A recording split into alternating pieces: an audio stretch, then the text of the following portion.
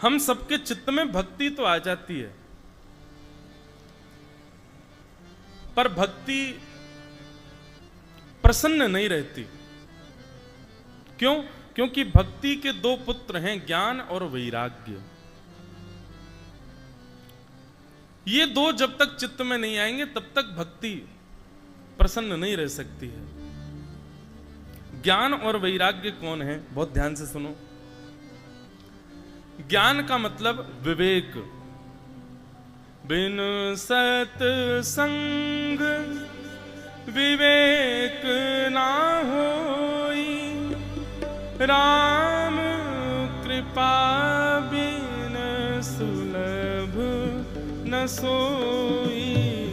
बिन सत्संग विवेक ना होई, राम कृपा बिन सुलभ न सोई। बिन सत विवेक ना होई, राम कृपा बिन सुलभ न सोई। बिन सत्संग विवेक न होई। बिन सत्संग विवेक न होई। श्री राम कृपा बिन सुलभ न सोई। राम कृपा बिन सुलभ न सोई। विवेक, ये है मूल ज्ञान। भक्ति के पुत्र ज्ञान को चित्त में लाने का मतलब बहुत ज्यादा ग्रंथों का अवलोकन करना नहीं होता है।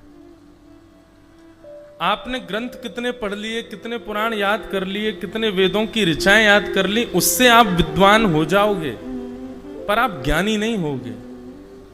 बहुत ध्यान से सुनिएगा। ज्ञान विवेक युक्त होता है। श्री एकनाथ जी महाराज की एक बड़ी प्रसिद्ध कथा है। एकनाथ जी महाराज रोज गंगा जी में स्नान करके, गोदावरी जी में स्नान करके जैसे ही बाहर आते थे, तो जिस मार्ग से अपने घर जाते थे उस मार्ग में एक यवन रहता था। और वो यवन क्या करता था, आते जाने वाले जितने भी वैष्णव होते थे उनको परेशान करता था। कभी उनके ऊपर कुछ छिड़क देता था, कभी कुल्ला करता था, कभी कुछ इस प्रकार की भावना उसकी। एकनाथ जी महाराज गंगा जी से स्नान करके निकलते और वो उन्हीं की तरफ ही अपने मुख से उगल देता कुछ। एकनाथ जी महाराज फिर से गंगा जी में स्नान करते, प्रसिद्ध कथा है, बार बार उगलता, बार बार वो स्नान करते। कोई कहता कि आपको क्रोध नहीं आता? एकनाथ जी महाराज कहते, बोले अरे मैं तो महा आलसी हूं, मैं तो महा दुर्बल प्राणी हूं, संसार के भोगों में पड़ा हुआ हूं। कम से कम इस यवन के कुल्ला की वजह से ही सही 5-6 बार, 10 बार, 12 बार कम से कम गंगा जी में स्नान तो कर लेता हूं मैं। अच्छा है, ये आदमी अच्छा है, इसकी वजह से ही सही मेरा आलस्य तो टूट जाता है कम से कम। ऐसी विवेक युक्त बुद्धि, इसको ज्ञान कहते हैं। हमारे ऊपर कोई करके दिखा दे, फिर देखना हमारी हालत क्या हो। अरे कहां तक कहें, गंगा जी से निकल करके आए, कुल्ला तो बहुत दूर की बात है, उसको तो जीवित नहीं छोड़े, हम पे कोई ऐसा कर दे तो। सामान्य सी कोई हरकत भी यदि कर दे तो हम लोगों का क्रोध किस स्थिति में चला जाता है, और फिर हम अपने आप को ज्ञानी कहते हैं। ज्ञानी का मतलब है कि आपके स्वभाव में सरलता दिखेगी। और एक दिन का प्रसंग आता है, श्री एकनाथ जी महाराज इस प्रकार से उसको बेचारे को कुछ कहते नहीं थे, बोलते थे ये तो अच्छा है, इसके कुल्ला करने से बार बार मैं गंगा जी में तो जाता हूं। एक बार वो यवन अपने किसी जरूरी काम से कहीं चला गया, तो श्री एकनाथ जी महाराज गंगा जी से स्नान करके बाहर आए और उसकी प्रतीक्षा करने लगे। बोले आया नहीं आज, और फिर खड़े रहे वहीं पे, और बैठे बैठे पंडितनाथ भगवान, अरे मुझसे क्या अपराध हो गया नाथ, आपने आज मुझको स्वीकार क्यों नहीं कर रहे हो? मेरे एक स्नान से ही क्यों पूर्णता हो रही है? वो यवन क्यों नहीं आया अभी? इतने व्याकुल हो गए कि वो आए, आकर के कुल्ला करे तो मैं फिर से जाऊं, क्योंकि मेरे पास दोबारा स्नान का कोई चारा नहीं बचा अब। ऐसा ज्ञान चित्त में आना, ऐसी सरलता, सहजता और स्वभाव में इस प्रकार का परिवर्तन आना, इसको कहते हैं ज्ञान। और ये ज्ञान का रूप क्या है? विवेक, सही और गलत की पहचान होना, इसको विवेक कहते हैं। और ये विवेक कब मिलता है? राम कृपा बिन सुलभ न सोई। आपके इष्ट की कृपा से, आपकी बौद्धिक कृपा से आप ज्ञान तो बहुत ले लोगे, पढ़ तो बहुत लोगे, नॉलेज तो खूब सारी अर्जित कर लोगे, लेकिन ऐसा विवेक जीवन में आना ये तभी होता है जब ठाकुर जी आपसे प्रसन्न होते हैं। सीधी बात और सरल बात कर दूं तो सहजता, दीनता, दयालुता, सरलता ये चित्त में जब आती है ना, उस समय समझ लेना कि ठाकुर जी आपको देख के मुस्कुरा रहे हैं, इसीलिए आपके चित्त में ये गुण आया है। ठाकुर जी अप्रसन्न होते हैं तो सारे गुण आ जाते हैं, लेकिन सरलता, दयालुता, सहजता ये वो गुण हैं जिससे सब आकर्षित हो जाएं, जिससे सब आपके चरणों। फिर होता है, श्री एकनाथ जी महाराज एक बार निकल के जाते हैं तो उस दिन तो वो यमन ठान के बैठ जाता, बोले आज इसको क्रोध दिला के रहूंगा। और उसने महाराज झड़ी लगा दी, वो जब जब निकल के आवे उनके ऊपर ही कुल्ला कर दे। लेकिन एकनाथ जी महाराज के ऊपर रत्ती भर भी फर्क नहीं पड़ा। जब अनेक बार उसने पूरा थक गया, हार गया कर करके, एकनाथ जी तब भी समरस प्रसन्न भाव में जब बाहर आए, यवन चरणों में गिर गया, बोले महाराज मुझे क्षमा कर दो, मैंने आपको खूब क्रोध दिलाने की कोशिश करी, पर आपके चित्त की बलिहारी।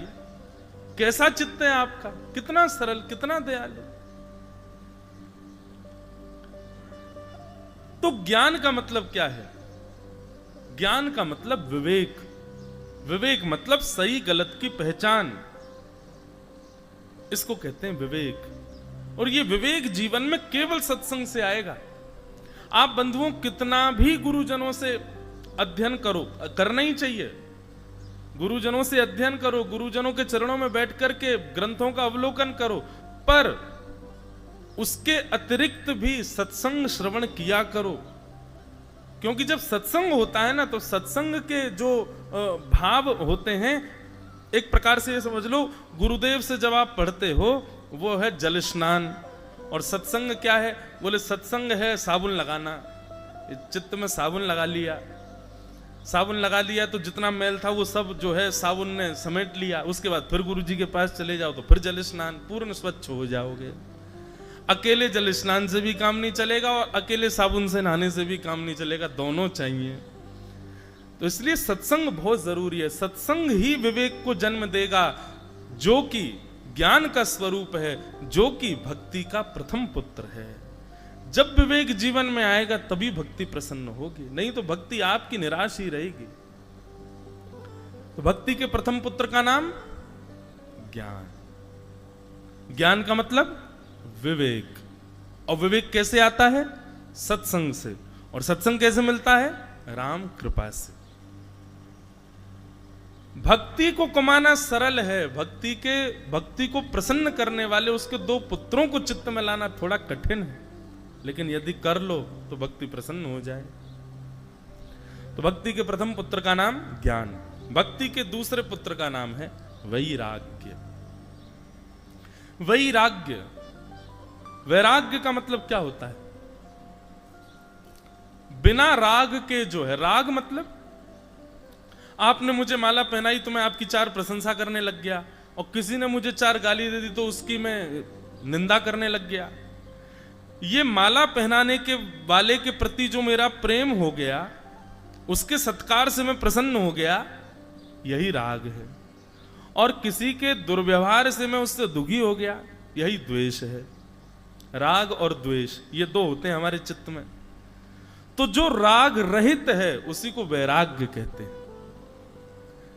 जो राग रहित है मतलब माला पहनाने वाले से भी कोई फर्क नहीं है, उसके प्रति भी सम है, और कोई चार बात बुरी कर दे तो उसके प्रति भी सम है। एक वैराग्य का अर्थ तो यह है। मतलब किसी के आपके प्रति होने वाले प्रिय भाव से आप आसक्त ना हो, सम रहो। वैराग्य का एक रूप तो यह है। वैराग्य का दूसरा रूप क्या है? वैराग्य का दूसरा रूप है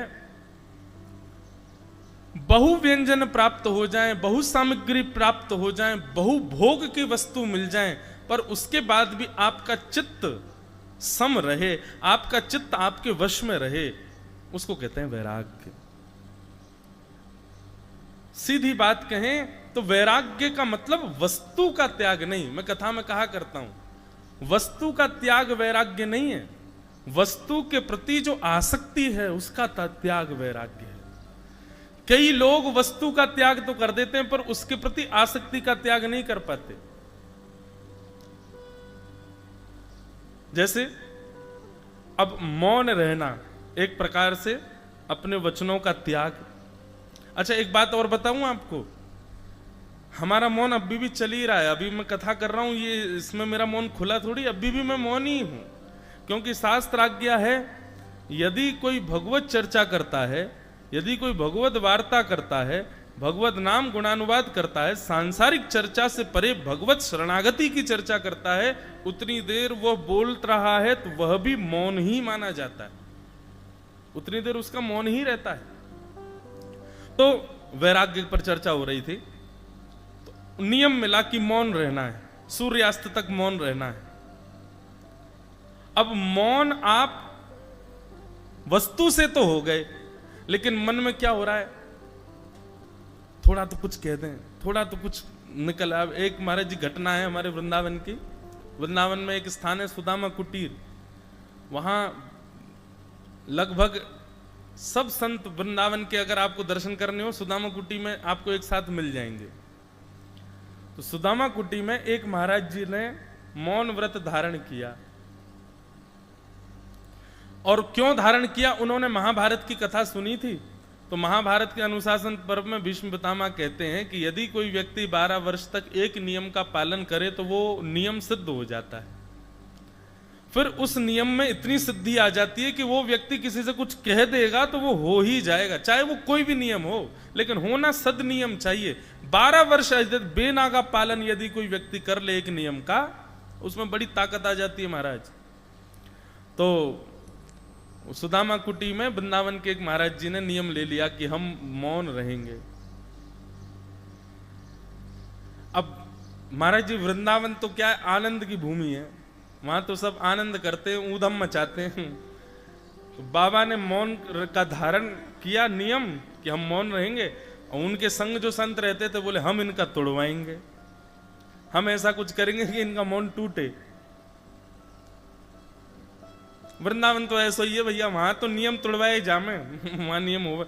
यही नियम महाराज जी ने मेरा रख दिया होता स्पर्श का और मौन का, और कहीं में वृंदावन में होता अब तक 10 बार टूट गया होता। क्योंकि वृंदावन तो ऐसा ही है भैया, वहां तो नियम सब तोड़वा देते हैं, ब्रजवासी कोई नियम ना करन दे। तो बाबा ने मौन नियम धारण किया। आसपास के साधु महात्मा सब उनको कुछ ना कुछ ऐसा करते कि इनका मौन टूटे, लेकिन वो मौन बेचारे रखते चले गए। 2, 4, 5 साल तो महाराज जी निकल गए, बढ़िया उन्होंने मौन खूब धर लिया। अब उनको अपने ऊपर ये हो गया। अच्छा एक और बात, ऐसे कोई भी नियम धारण करो बंधुओं, उसका अहम कभी मत करना कि हमने ये कर लिया। जैसे ये तो एक अलग बात है, जैसे लोग एकादशी व्रत भी करते हैं तो उसका भी उनको अहंकार आ जाता है कि हम तो एकादशी व्रत करते हैं, हमसे कोई एकादशी नहीं छूटती। कभी नहीं। मैं फिर कह रहा हूं, जिसकी प्रेरणा या जिसकी कृपा से आपने ये नियम धारण किए ना, उसका बल आपसे करवा रहा है। जिस दिन आपने अहंकार किया उसी दिन वो बल शून्य हो जाएगा और फिर आपका नियम टूटेगा, निश्चित टूटेगा। इसलिए नियम में कभी अभिमान नहीं करना। तो महाराज जी को थोड़ा लगने लगा 4 साल हो गए, हमारा तो कोई मौन तोड़वा ही नहीं पाया, अब तो ये टूटेगा ही, अब तो ये हमारा स्वभाव बन गया मौन रहना। ठीक है। अब वो बाबा बेचारे सुदामा कुटी में भंडारा होते रहते हैं, भंडारे में गए, भंडारे में जाके बैठे प्रसाद पा रहे, तो उनको गुलाब जामुन बहुत पसंद था। आसपास के साधुओं ने गुलाब जामुन परोसने वाले महाराज जी से कह दिया, बोले सुनो सबको देना, इनको मत देना, और ये कितना भी मांगे फिर भी मत देना। बोल तो सकते नहीं है, इशारा करेंगे, तुम इनको देना नहीं। तो सबको गुलाब जामुन देते हुए जाएं, जैसे ही उन बाबा के पास जाएं तो बाबा कहें अच्छा बाबा नहीं चाहिए, ठीक है, आगे निकल गए। अब बाबा उसको देखे, बोले मैं मांग रहा हूं, ये दे नहीं रहा है। और वो परोसने वाला पीछे मुड़ के भी ना देखे कि कहीं नजर से नजर मिल गई तो पता चल जाएगा कि भाई ये तो जानबूझ के कर रहा है मेरे साथ। अब पंगत इतनी लंबी कि वो गुलाब जामुन वाला एक बार निकल के जावे तो 20 मिनट बाद आता था लौट के, इतनी लंबी पंगत। अब महाराज जी को ना पूड़ी सुहा रही है, ना सब्जी सुहा रही है, ना रायता सुहा रहा है, गुलाब जामुन वाले को दिख रहे लौट के कब आएगा ये। और घूम घाम के फिर से लौट के जैसे गुलाब जामुन प्रसाद, गुलाब जामुन प्रसाद, गुलाब जामुन प्रसाद। जैसे ही आया बाबा के पास, गुलाब जामुन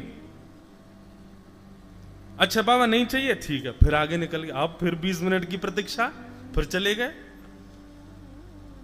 बाबा ने अब के तो अपनी कस ली कमर, बोले अब क्या तू बताऊं मैं। अब की बार आया तो बाबा पहले ही आंख खोल करके बैठे थे। अच्छा 4 पूड़ी खा ली, अब जगह नहीं है पेट में, ठीक है बाबा। आगे जैसे निकले 3-4 बार उसने ऐसा किया, बाबा खड़े हो गए, बोले इधर दे रहा है उधर दे रहा है, बीच में क्यों नहीं देता है, 1 घंटा से मांग रहा हूं। टूट गया। मतलब वैराग्य का मतलब वस्तु का त्याग नहीं, वस्तु के प्रति जो आपकी आसक्ति है उसका त्याग, वो वैराग्य, वो वैराग्य है। वस्तु तो कोई भी छोड़ देता है, वस्तु तो कोई भी त्याग कर सकता है, लेकिन वस्तु का त्याग करने पर उस वस्तु का कभी चिंतन चित नहीं पाते थे, उसके अतिरिक्त नहीं। हम लोग जिस क्षेत्र में बैठे हैं, ये श्री क्षेत्र, प्रसाद पाओ, क्या अद्भुत प्रसाद है। महाराष्ट्र का सुंदर, हमको तो बढ़िया आनंद आता है पाने में। यहाँ की सी सब्जियां, यहाँ के से सब प्रसाद के स्वरूप हैं। इतने बहुव्यंजन बनते हैं यहाँ पर, सुबह अलग, दोपहर में अलग, शाम को अलग, ऐसी सुंदर प्रसादी ठाकुर जी की सिद्ध होती है। पर स्वयं महाराज जी वे पाते ही नहीं, कितने वर्षों से अन्न जल का त्याग कर रखा, केवल नारियल पानी पी करके रहते हैं, सामान्य जल भी पान नहीं करते। मुझे बता रहे थे, हमारे मंदिर जी बताते रहते हैं थोड़े थोड़े भाव, केवल मंगलवार के दिन भिक्षा लेते हैं और वह भी केवल 8 ग्रास ही स्वीकार करते हैं। कुछ चित्त में लाओ, और ये दोनों ही सत्संग से ही सुलभ होंगे। नारद जी महाराज श्रीमद् भागवत में एक सुंदर बात कहते हैं कि भाग्योदयेन बहुजन्म समर्जितेन सत्संगमं जलभते पुरुषो यदा वै अज्ञान हेतु कृत मोह मदान्धकार नाशं विधाय तदोदयते विवेक। नारद जी कहते हैं भाग्योदयेन बहुजन्म समर्जितेन, हमारे बहुत जन्मों के किए गए पुण्यों का भाग्य जब उदित होता है, हमारे अनेक जन्मों में किए गए पुण्य जब फलीभूत होते हैं, जैसे कि बहुत ध्यान से सुनिएगा, हमारे भारत में कई सारे तीर्थ हैं, वहां तीर्थों में कहा जाता है यहाँ नदी में स्नान करो पुण्य होता है, यहाँ के कुआं के जल का पान कर लो पुण्य होता है, यहाँ पर ये कपड़ा बांध दो पुण्य होता है, यहाँ पर दान करो पुण्य होता है। ये पुण्य होता है तो ये पुण्य इकट्ठा होकर मिलता कब है हमको? तब नारद जी महाराज कह रहे हैं सत्संगमं चलभते पुरुषो यदा वै, बोले जिस दिन आप किसी सत्संग में जाकर के बैठ जाओ उस दिन समझ लीजिएगा कि आपके इस जन्म के नहीं अनेक जन्मों के किए गए जो ऐसे ऐसे पुण्य थे उनका फल आज आपको सत्संग के रूप में मिल रहा है। मैं कथाओं में कहा करता हूं श्रीमद् भागवत जी से कभी फल मत मांगना। क्यों? क्योंकि श्रीमद् भागवत सुनना ही स्वयं एक फल है। ये आपके पुण्यों का फल मिल रहा है, ये मेरे पुण्यों का फल है कि मैं कह रहा हूं, आपके पुण्यों का फल है कि आप सुन रहे हो। और बड़े सौभाग्य की बात है उन सब लोगों के लिए जो 1 महीने तक डटने वाले हैं यहां पर, उसमें मैं भी हूं, मैं तो हूं ही। और भी जो जो लोग यहां 1 महीने का संकल्प लेकर के बैठे हैं कि हमको पूरी कथा सुननी ही है। अब ये समझ लो कि यहां तो लिखा बहुजन्म, एक कथा सुनने का मतलब है कि बहुत जन्मों के सत्कर्म, एक कथा नहीं, एक क्षण सत्संग सुनने का ये मतलब समझो बहुत जन्मों के पुण्यों का फल मिल रहा है। यहाँ 1 महीना आपको कथा श्रवण करने को मिलेगी, तो ये समझ लो कि कितने कल्प और कितने प्रतिकल्पों में कितने जन्मों का पुण्य होगा कि हम लोग यहां बैठे। आज निश्चित ही हम आप सब लोगों के पूर्वज जो किसी किसी लोक में विद्यमान होंगे, वहां नृत्य कर रहे होंगे, हम और आपको यहां बैठा देख करके आहा आनंदित हो गए, हम धन्य हो गए। ऐसे ऐसे बालक हमारे कुल में हुए जो 1 महीना सत्संग को देने जा रहे हैं।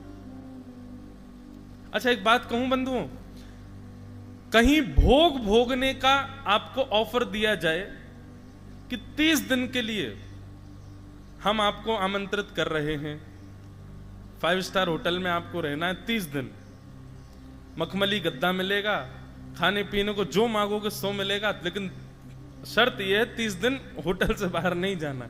रह पाओगे आप? नहीं रह पाओगे, नहीं रह पाओगे। आपकी मनपसंद वस्तु, किसी को पानी पूरी पसंद है, किसी को भेल पसंद है, किसी को बड़ा पाव पसंद है महाराष्ट्र में, किसी को वो कौन सा होता है मिसल पाव महाराज है मिसल पाव, वो पसंद है। अब पसंद है आपको, चलो 30 दिन तक आपको यही खवाया जाएगा, खा पाओगे? कितनी बड़ी विडंबना है कि भोग्य वस्तु के लिए यदि आपको निमंत्रण 30 दिन का दिया जाए तो आप 3 दिन से ज्यादा भोग नहीं पाओगे। लेकिन भगवत भागीरथी के लिए 30 दिन का निमंत्रण दिया गया है, तो 30 दिन, 30वें दिन में और आप दोनों बात करेंगे, आपको भी लगेगा कब निकल गए ये दिन, मुझे भी लगेगा कितनी जल्दी पूर्ण हो गया ये दिन। कितनी बड़ी विडंबना है कि भोग्य वस्तु जिसके लिए चराचर ब्रह्मांड लगा है, उसका उपभोग ज्यादा नहीं कर सकते, और जिसका उपभोग जीवन पर्यंत आप कर सकते हो, जिस विलास में आप जीवन पर्यंत रह सकते हो, उससे हम दूर भागते हैं। एक बार आके तो देखो सत्संग में। ये सुख नहीं है बंधुओं, ये आनंद है, ये आनंद है। तो भाग्योदयेन बहुजन्म समर्जितेन सत्संगमं च लभते पुरुषो यदा वै। जिन पुरुषों को, जिन महान पुरुषों को सत्संग की प्राप्ति होती है, उनके अनेक जन्मों के भाग्य उदित हो गए। केवल उनके नहीं, उनके जो पूर्वज थे उनका पुण्य भी उनको मिल गया है, जो कि वो सत्संग में आकर के बैठे। ऐसा सत्संग हमको ये 2 पुत्रों को प्रदान करता है, जो भक्ति के 2 पुत्र हैं। कौन? ज्ञान और वैराग्य। तो जिन मैया का ये प्रश्न है, आज की कथा का विषय यही है, ज्ञान और वैराग्य कैसे मिलेंगे? बोले सत्संग से मिलेंगे। और सत्संग कैसे मिलेगा? अच्छा सुनो, सत्संग मिल गया, सत्संग में आकर के बैठ गए, कथा में आकर के बैठ गए, लेकिन फिर उसके बाद भी मन लगना ये बहुत जरूरी है। सत्संग में आके बैठ जाने मात्र से काम नहीं चलेगा कि राम कृपा बिन सुलभ न सोई। राम जी की कृपा हो गई, हम सत्संग में आके बैठ गए। राम जी की कृपा तब मानो जब आपको सत्संग समझ में आ जाए। राम जी की कृपा तब मानो जब सत्संग जीवन में आ जाए। और राम जी की कृपा, राम जी की प्रसन्नता तब मानो जो सत्संग सुना वो जीवन में घटने लग जाए, केवल सुनने तक सीमित ना रह जाए, वो तुरंत लागू हो जाए आपके जीवन में। तब समझो कि हाँ ये है राम कृपा। सुनने वाले तो 1000 हैं। अभी तो यहाँ दत्त क्षेत्र, यहाँ पर 1 मास की कथा है, तो लोग बाग सोच रहे हैं कल चले जाएंगे, पर अभी 1 महीना तो यहीं डटे महाराज, कहीं जा थोड़ी रहे। 7 दिन की कथा होती है महाराज, इतनी भीड़ आती है, लेकिन भीड़ ही होती है, वो सुनने वाले नहीं होते हैं। क्यों? केवल श्रवण करके चले जाने मात्र से सत्संग नहीं है, वो जीवन में घटना चाहिए, आपके जीवन में परिलक्षित होना चाहिए। ऐसे भक्ति प्रसन्न होगी, ऐसे भक्ति